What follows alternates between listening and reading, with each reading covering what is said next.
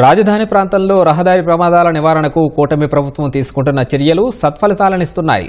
హైవేలపై ప్రమాదాల నివారణకు స్పీడ్ గన్ల ఏర్పాటు, తనిఖీలు పెంచడం, నిబంధనలు ఉల్లంఘించిన వారిపై జరిమానాలతో ఉక్కుపాదం మోపడం వంటి చర్యలతో జిల్లా వ్యాప్తంగా ప్రమాదాల సంఖ్య తగ్గింది. రహదారులపై ప్రమాదాలను పూర్తిగా నివారించేందుకు భద్రతా వారోత్సవాలు, పలు రకాల అవగాహన చర్యలను అధికారులు చేపడుతున్నారు.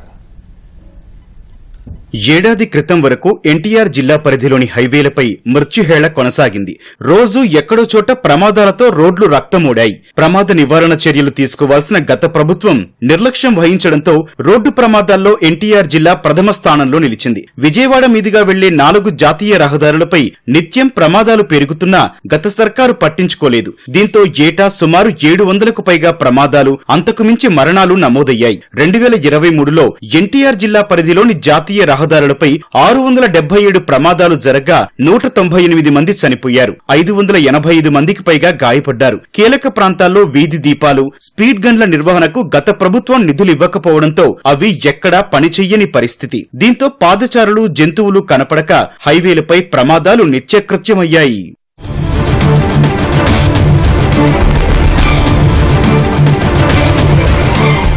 కూటమి ప్రభుత్వం అధికారంలోకి రాగానే ఎన్టీఆర్ జిల్లాలో హైవేలపై జరుగుతున్న ప్రమాదాల నివారణకు చర్యలు తీసుకుంది. అతివేగం వల్లే అధిక శాతం ప్రమాదాలు జరుగుతున్నాయని నిర్ధారించి వాటి నియంత్రణకు చర్యలు తీసుకుంది. జాతీయ రహదారులపై అధునాతన సీసీ కెమెరాలు ఏర్పాటు చేసింది. స్పీడ్ గన్ల ఏర్పాటుతో పాటు కీలక కూడళ్లు, గ్రామాల వద్ద వీధి దీపాలకు మరమ్మతులు చేయించింది. ఫలితంగా హైవేలపై ప్రమాదాలు కాస్త తగ్గాయి. 2023లో ఎన్టీఆర్ జిల్లా పరిధిలో 677 ప్రమాదాలు జరగ్గా 2024లో వాటి సంఖ్య 522కు తగ్గిందని నేషనల్ హైవేస్ విభాగం నివేదికలో తెలిపింది. ప్రమాదాల్లో మృతి చెందుతున్న రహదారుల్లో మచిలీపట్నం పూణే రహదారి ప్రథమ స్థానంలో ఉంది. రద్దీకి తగ్గట్టుగా రహదారి విస్తరణ లేకపోవడం ప్రమాదాలకు కారణంగా భావిస్తున్నారు. అధికారులు తీసుకున్న పలు చర్యల వల్ల ఏడాది కాలంలో NH65 పై జరిగిన ప్రమాదాల సంఖ్య 413 నుంచి 102కు తగ్గింది. NH16 చెన్నై కోల్కతా జాతీయ రహదారి, NH30 విజయవాడ సితారగంజ్ జాతీయ రహదారులపైన ప్రమాదాల సంఖ్య తగ్గినా మృతుల సంఖ్య ఆందోళన కలిగిస్తోంది. దీంతో జాతీయ రహదారులపై లోపాలను మరింత తగ్గించేలా అధికారులు దృష్టి పెట్టారు. తరచూ ప్రమాదాలు జరిగే ప్రాంతాలను బ్లాక్ స్పాట్లుగా గుర్తించి లోపాలు సరిదిద్దే చర్యలు తీసుకుంటున్నారు. ప్రధాన కూడళ్ల వద్ద సిగ్నల్ లైట్లు, ట్రాఫిక్ పోలీసులను నియమించి వేగ నియంత్రణ చర్యలు తీసుకుంటున్నట్లు అధికారులు చెబుతున్నారు. ప్రతి యాక్సిడెంట్ ఏదైనా జరుగుతున్నాయో అది విజిట్ చేసుకొని GPS లాగిన్ చేస్తే ఎక్కువ ప్లేసెస్లో ఎక్కడైనా జరుగుతూ ఉన్నాయో అది those are the black spots. So ఈ DARలోనే whether those black spots are getting rectified or not అది ప్రొవిజన్ ఉంది. So that is how these black spots also will be followed up now. Road safety ఫండ్లో రీసెంట్గా GO వచ్చింది. 30% of enforcement revenue of police and transport department should come to road safety fund. So that is around 100 crores. Recently I think we sanctioned 40 crores for black spots. So ఇప్పుడు ఆ speed gun పెట్టుకొని vehicle technology పాత అయింది. Camera ఉంటుంది, మీరు వెళ్ళిపోండి, but I will record your speed. ఆ తర్వాత దానికి నేను చలాన్ జనరేట్ చేసేస్తాను ఆటోమేటిక్గా. So that is the new technique. ఆ గన్ పోయింది, just camera is enough. So now we are relying on cameras.